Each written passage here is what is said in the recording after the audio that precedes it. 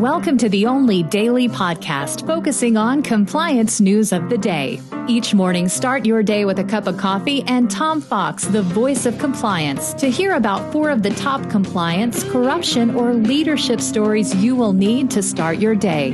The Daily Compliance News is a production of the Compliance Podcast Network.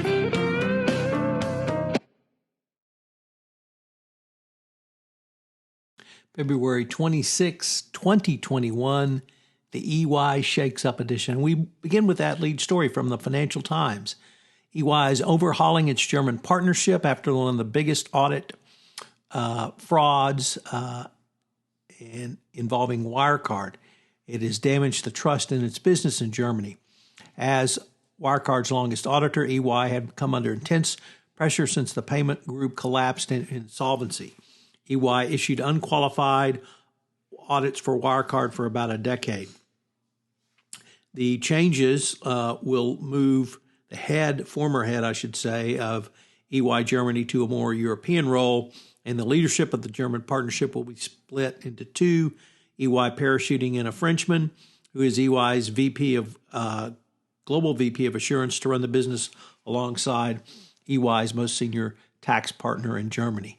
EY has yet to admit their problems with Wirecard, and they're still under withering criticism from all parties involved. Next up, from the Wall Street Journal, the SEC has opened a review of corporate climate change disclosures. The SEC announced on Wednesday it would review how companies are disclosing the risks they face from climate change as the agency looks to refresh its more than decade-old guidance on the issue. The regulator will evaluate and speak with companies about the extent to which they are complying with the current climate change disclosures first passed back in 2010 and eventually updated to a more comprehensive framework that produces consistent, comparable, and reliable climate-related disclosures. These now more than ever, investors are considering climate change-related issues when making their decisions, as SEC Acting Chairwoman Allison Herron-Lee said.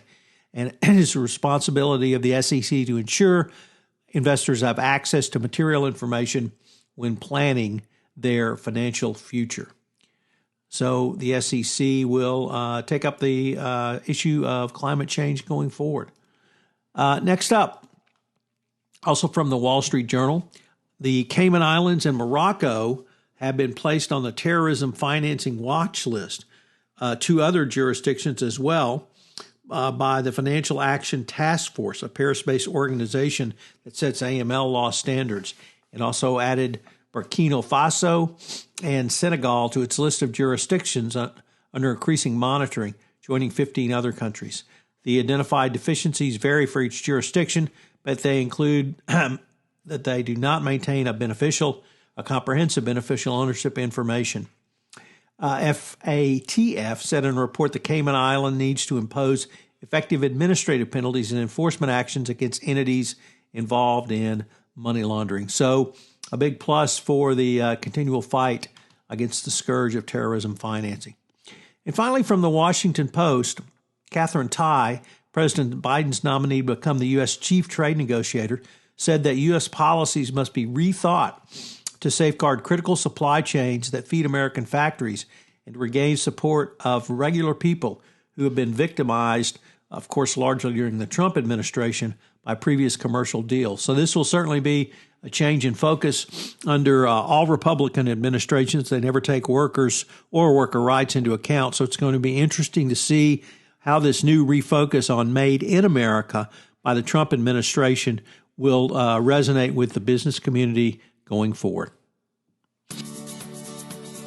The Daily Compliance News is a production of the Compliance Podcast Network and a proud member of C-Suite Radio. Thanks so much for listening. I hope you'll join me again tomorrow.